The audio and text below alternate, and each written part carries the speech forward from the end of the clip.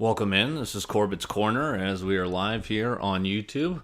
Let's see, it's been a while since I've done this. Not talk in front of a microphone, but I guess go live. Yeah, it looks like we are ready to go here, so you are able to tune in, and we've got a lot to discuss here as we begin with, of course, the news, and it's tough for Jets fans, right? You got to feel for them. Aaron Rodgers, look, it's a recipe for disaster when you are going to put a quarterback who's about to turn 40 behind an O-line that has struggled. And you obviously, after 3 plays in which I think he got hit every single time, the third one, you got every doctor on Twitter, unfortunately, checking out and fearing for the worst, which was confirmed earlier today that he has a torn Achilles. So, Jets fans, what now? First of all, you're 1-0, right? You're thinking, oh, dear God, another season of freaking Zach Wilson. Unfortunately, that's exactly what you have to deal with. And potentially, right? You're seeing the trends on Twitter today. Matt Ryan, Jameis Winston. And then you've also got Tom Brady. Could you imagine that?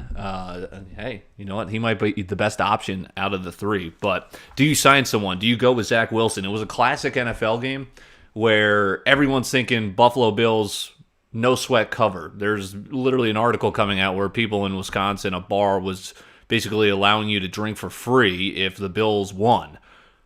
Holy crap. How about the overtime, the doink in for the Bills just to get there? And then, of course, the punt return for a touchdown there that got the Jets the money line dub. So they're 1-0. They're mulling their options. They're on to the second week. Bills fans, where are we at? Because it's almost like Vegas whispered into the headset of Sean McDermott and Josh Allen. Throw another interception. Hey, turn the ball over again. They had no business even letting the Jets back into that contest.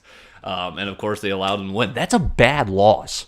Division loss against a team that lost its quarterback, lost its soul, basically in front of his home crowd on national television within 4 plays, and you somehow find a way to lose that game. That's bad. Where are we at with Josh Allen, Bills fans? You've got Stephon Diggs looking visibly upset. Look, he did the same thing with Kirk Cousins. He hasn't had, the best string of luck with accurate quarterbacks, or I guess they are accurate quarterbacks, but they like to turn the ball over.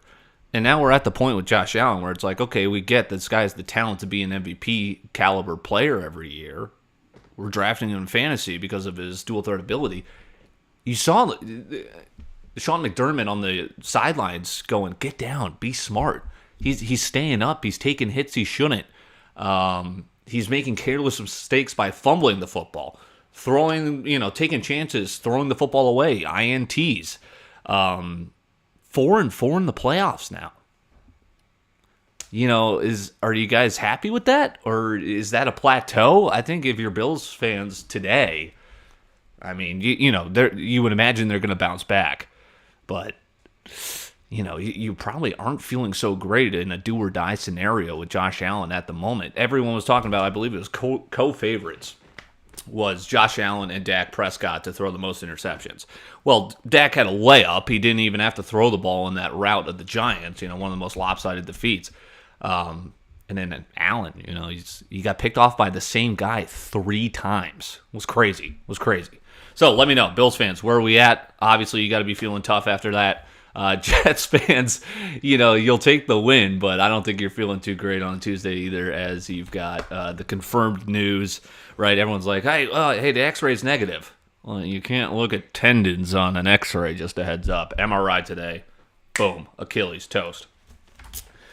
So heartbreak for Jets fans. Now what's next? Let's keep an eye on what they decide to do, whether they stay in-house with Zach Wilson, who I'm sure is trying to, he was bad. He was, Garrett Wilson makes that incredible catch. Jets fans, I think, would rather take Jameis, or they're probably hoping for Brady. But I think they would probably want to go elsewhere. They've seen Zach Wilson, right? They don't want to go through that again. Matt Ryan made his debut in Minnesota in the booth. It's not retired, right?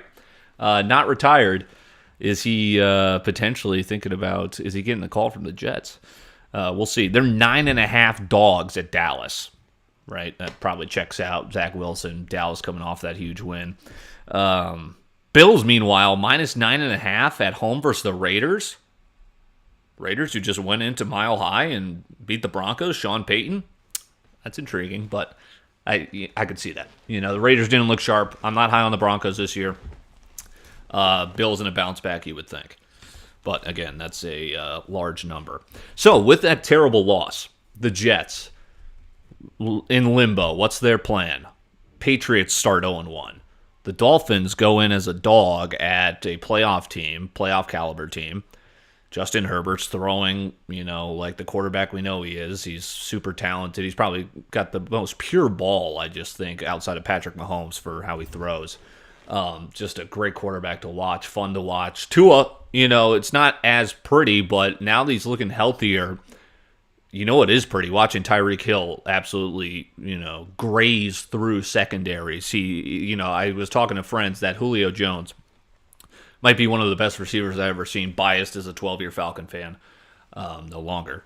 But for catching ability, athleticism, jumping, incredible.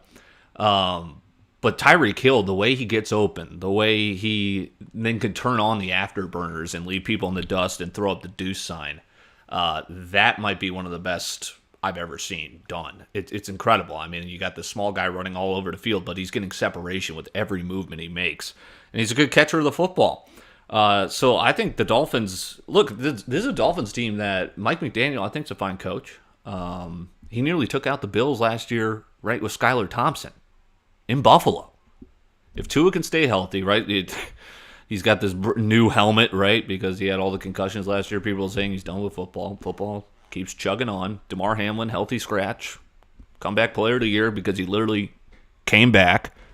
But, he just got a roster spot for what? The headline? Or to avoid a possible headline for what could have been if he didn't make the roster? Yeah, so, the Dolphins, Tua, if he can stay healthy, keep him upright, keep the head off the turf, be smart. Why can't they take out everyone in that division? Everyone's saying the Pats, they look great. What a hard-fought loss against Philly. They didn't even cover. They were at home. I don't even think Philly looked that good. And, just because Mac Jones finally had a decent game, Pats are back. I never doubt Bill Belichick, but I don't know. I still think there's some issues there at quarterback. There's times where they just absolutely disappear on offense. Bill O'Brien. I can't. Bill O'Brien's hysterical just watching him on the sideline. Let's see, some lines here. We'll get a look. It's going to be Dolphins at New England. So here we go. It's a potential battle for the division here already in week 2. Dolphins are favored minus 2.5 at New England. So again, what does that tell you? We'll see. Yikes, Bears fans. I'm sorry. Fields, he's getting MVP hype. He's coming out party in fantasy last year. You get Rodgers out of the division. In comes Jordan Love, very limited. I think he had 2 starts coming into Sunday. And you get diced up. And it wasn't just that. It was close at the first half. And then it was as if there were no second half adjustments made. And they basically waltzed into Soldier Field. And Jordan Love stated, I could still own you. Is it definitive? I don't know. But he certainly had a good start. And he looks good. Look at some of the quarterbacks who have waited in the whims behind these quarterbacks that have taught them a thing or two. Patrick Mahomes. I don't think he was learning much from Alex Smith. He was probably teaching him things physically, but Alex Smith is a guy who's been in the league forever, has won, not at the highest level in the Super Bowl, but had won playoff games, had really strong regular season success for multiple teams. That's a good guy to listen to. And we obviously saw Mahomes just make that seamless transition after Smith. Rodgers from Favre. Is Love from Rodgers the next step? It's a 1-game sample size, I guess 3 now technically, but talk about all the pressure on you as a guy who's supposed to take over from Favre and Rodgers for that franchise. You come in with a division rival, it's favored. You're a dog, and you come in and you just quietly take care of business. I could see. I'm not a big Lions guy. I think Dan Campbell's a rah-rah, man's man. I don't necessarily think he's a good coach. Go the fake punt on his own 20. Great, that beats you Kansas City in week 1. Next time that's happened, I think people are going to be a little wise. That if that backfires, he looks like a buffoon. I'll believe it when I see it for the Lions. I'm just not there yet, and I just think LaFleur's a guy that's won.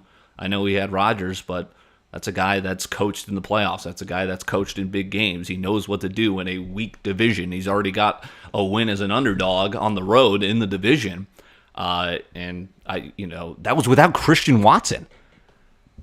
Watch out for the Packers, at least for making the playoffs and maybe taking a division crown at that. Bears fans, what's next? Where are we at with Justin Fields?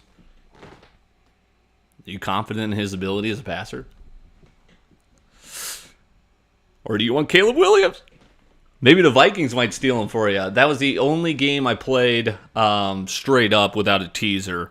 I was probably the only guy that had the Buccaneers from the get-go, from before preseason. That line came out.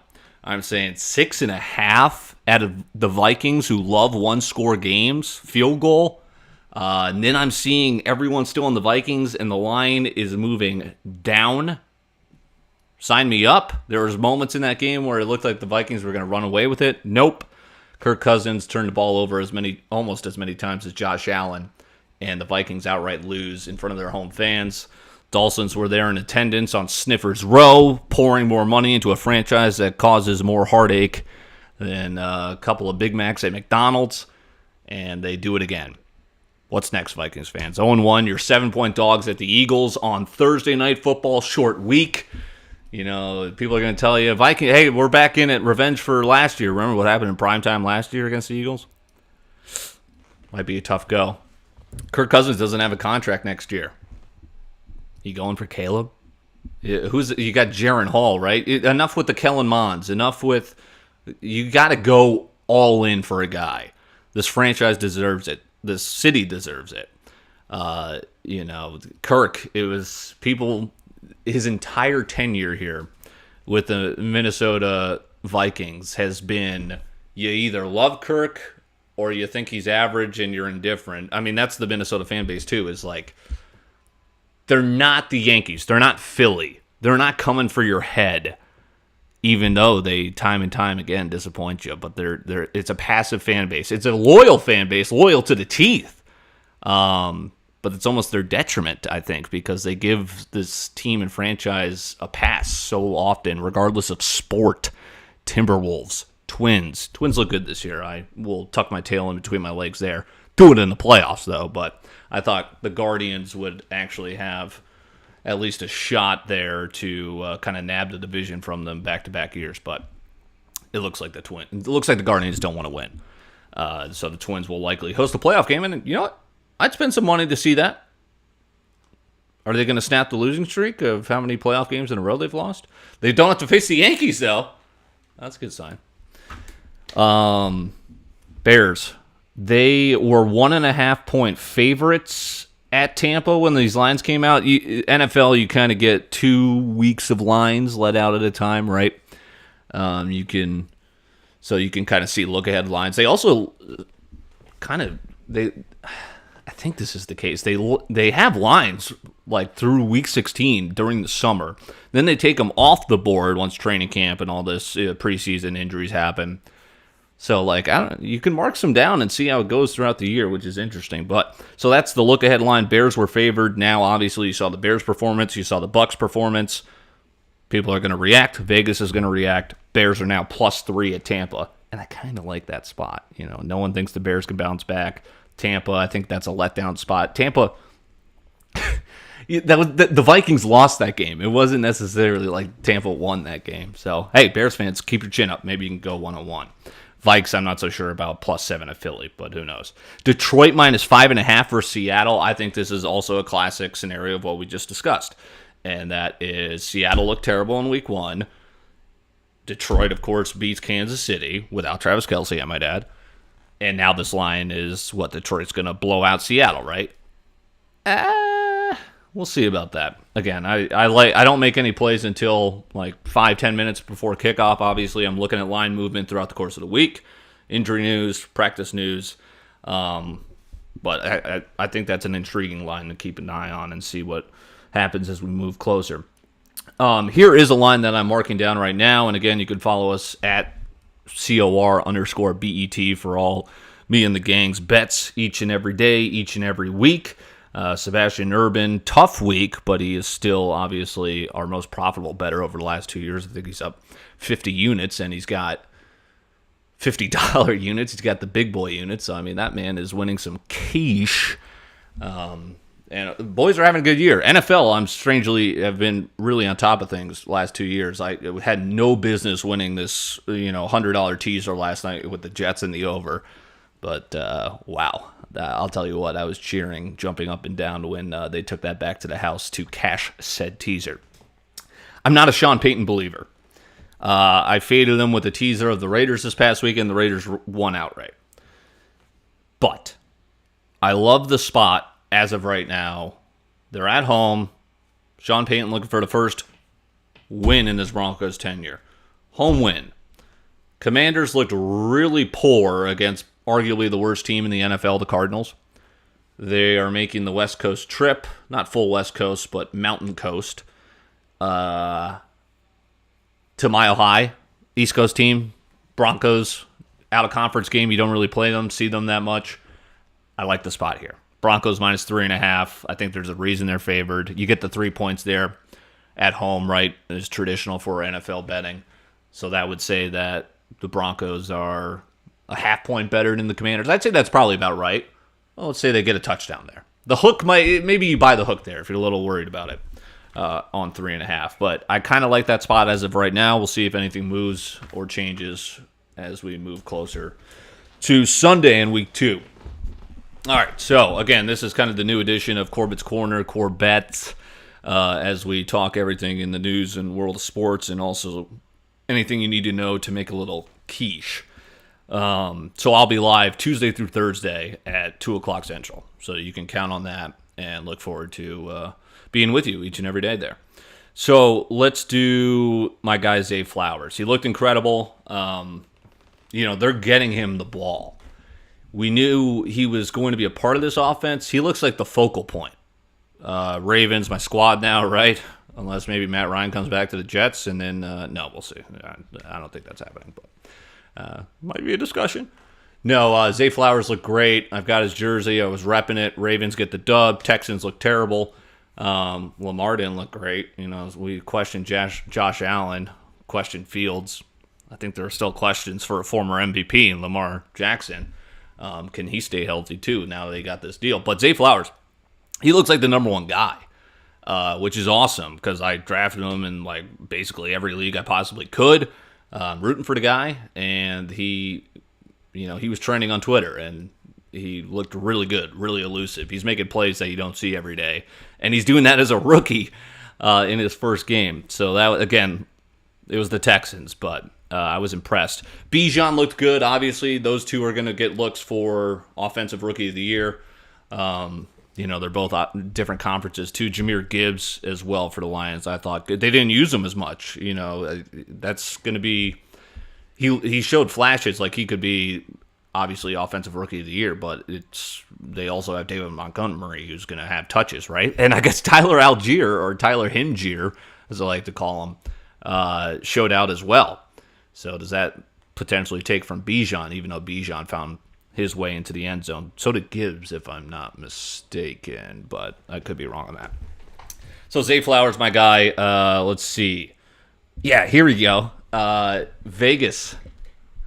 Ravens, show out, cover. It's against the Texans. Bengals had one of the worst performances you could have even come up with, as a thought, as Joe Burrow becomes the highest paid player in NFL history and then has his worst career passing yardage day in the NFL at the dog pound.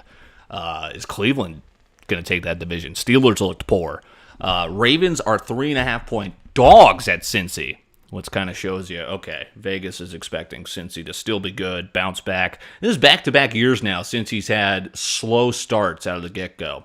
Don't know if that's, a recurring theme, or are they going to be able to bounce back like they did last year, this year? We'll see. So far, Vegas, according to them, has them going 1-1, beating Baltimore in a division matchup.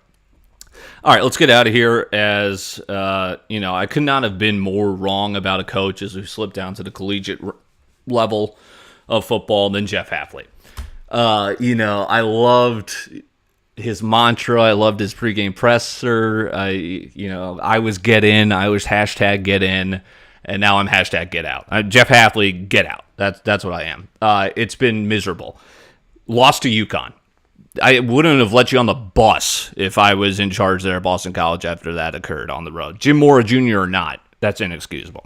And then, of course, year 4, you come out, and it's the first ever time Boston College loses to a MAC program, losing to Northern Illinois. He's getting worse each year. The recruiting is getting worse each year. I have zero hope. Holy Cross should have won this game. I mean, dear God.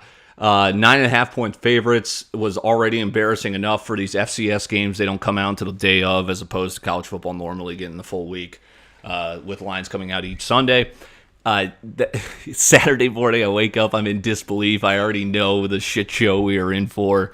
And, hey, a win's a win. That was disgusting, but we get some luck and beat FCS Holy Cross. Holy Cross had more fans there than Boston College. I mean, it is an outright dumpster fire there right now. And no one cares enough about the program to do anything. I care more about this program than the actual students at Boston College. I mean, that's how pathetic I am. And that's the other thing, too. Is like, give me Ryan Day. Ohio State fans are upset with Ryan Day. Like, okay, they wanted to win the title. They're sick of going to the playoffs, I guess. Ryan Day, the reason I'm connecting him to Boston College is because he was on Adazio's squad as OC, and how do we let that guy out of the building? We should have gave him the reins. That would be a perfect, he would come to BC. There's no expectations here. You can just coach ball, and we'll be happy to have him. Ohio State, he's got if they don't cover 42 against Indiana, they're pissed at him. Come to BC, come to the Heights, bro, because Hafley, get the hell out. Now, and our AD, that's the other thing, too. I loved Martin Jarmond, who brought Earl Grant, who, again, I think is a good coach, and hopefully BC basketball is the only thing I'm looking forward to coming up in November. Brought in Hafley, then ditched us. Hey, BC or UCLA? I don't blame him. He goes to UCLA, and then we get Miami's old AD, who Miami basically ran out of the program, the entire college, because he didn't pay enough attention to sports, and they got sick of it. So great, he lands softly at BC, and no one cares enough to, be like, hey, what is this guy doing? You almost lost to Holy Cross. Can we actually care about athletics here? It's tough. It's a lose position. Who wants to come here? There's too much. Now that we're in the full NIL era, right? Can we just separate? Like, we're adults. We know it's not student athlete anymore. We know it's a business, college football, conference realignment. Throw it out the window. Hey, Rutgers can play UCLA. It doesn't matter. We'll call it a conference game, even though it's a 5-hour, 10-hour round trip flight.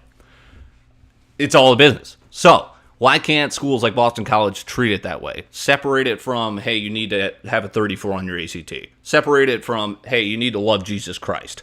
Maybe that's a little bit more difficult as a Jesuit school, but that's clearly, not getting football talent in the building consistently.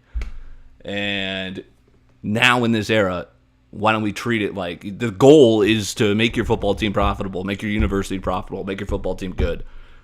Why not actually treat it like that? But hey, I'm just yelling into a wall. What else do I have for college football? Now, with that said, this is me being a freaking fool again. But why? Boston College opens up as a 28-point dog at home against Florida State. I thought that was generous. I was expecting like 35 or 40.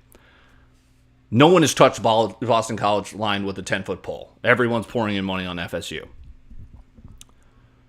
Why is the line moved towards Boston College 2 points? Huh? Huh? I might get fooled. I could see them losing by 50. But it is the red bandana game. Wells Crowther, 9/11 hero. Look it up if you don't know the story. It's incredible. Red bandana game's obviously great. Halfley came out flat last year. Is he probably going to come out flat again this year? Probably. I got invited to go to this game up at the President's Box. My mother got invited, and she invited me. Can't go. And dear God, I don't know if I want to go, right? I know what's going to happen. I've been to BC Clemson when game day was there. I've gotten hyped up. I believed we could beat Clemson. And I've been fooled every time. So I'm not going this time, but why is that line moving? Keep an eye on things. Bama loses. They'll right the ship, right? You can never count Bama out. Texas is back. I'm not a Sark guy, but that's a damn impressive win in Tuscaloosa. Quinn Ewers looked great. Former Ohio State quarterback. I don't think he actually played for them, but he was in the quarterback room behind Stroud. Arch Manning, right? The second coming of Jesus Christ, at least for the quarterback position. I don't know if this is accurate, but apparently before Joe Burrow got his contract, Arch Manning was making more salary through NIL than Joe Burrow's yearly contract. If that doesn't tell you college football is a business, I don't know what will. And he's the backup. He hasn't even taken Texas snaps, I think. Colorado's hype, Coach Prime, it's awesome. The whole season you're seeing everyone's betting Colorado over 3.5 wins, right? No one's believing in Dion. No, they're not a believer. They come out and win as 20-point underdogs outright against TCU. That's such a tough. These college universities they schedule these out of conference premier matchups, 5 years in advance. And all of a sudden you're thinking you got to lay up against Colorado, and Coach Prime comes in and beats the hell out of you, embarrasses you. And he backs it up, embarrasses Matt Rule. Jesus Christ, Nebraska. I mean, I'm a tortured Boston College fan. I can't even. At least you guys have titles, right? You can kind of cheer on the old days and reminisce. I reminisce about the 2 days Boston College was number 2 in the country, and then we ended up going 8-4 and losing in a bowl game. And still, somehow, I think that's the greatest thing ever. But Coach Prime's lit. They have Colorado State here to go 3-0. They're ranked. Their win total was 3.5. Are they going to do it in 4 games? Really? Sports books, the biggest liability is Colorado winning the title. At this point, I don't know. They look pretty good. I know watching Dion's, hype up speeches, I want to run through a wall for him. I'm not shocked that he's got the players playing like that through 2 games. Now, they're favored to absolutely, donkey punch Colorado State. But what's interesting is the look-ahead line for at Oregon. They're 20-point dogs again. Oregon looks really good. Oregon's a good program. Are we not laying fucking Colorado money line on that, or what's up? Good to be back here on Corbett's Corner, Dylan Corbett's YouTube channel. Let's get that chat active, those who are in here. Thanks for checking it out. Again, this is on demand as well, so I'll be live at 2 o'clock every single not every single day. Tuesday through Thursday, 3 show per week. Get it going. It'll probably be this is a longer show since it had been a while for me. But usually about that 20 to 30 minute spell. And then, of course, if you don't catch it live, it'll be there for you to listen on your commute home on Apple Podcasts, Spotify, or when you get home and want to throw it up on the big screen or your computer. You can check us out on YouTube. It'll be there on demand as well. All right, good to be back, and we'll talk to you tomorrow at 2 p.m.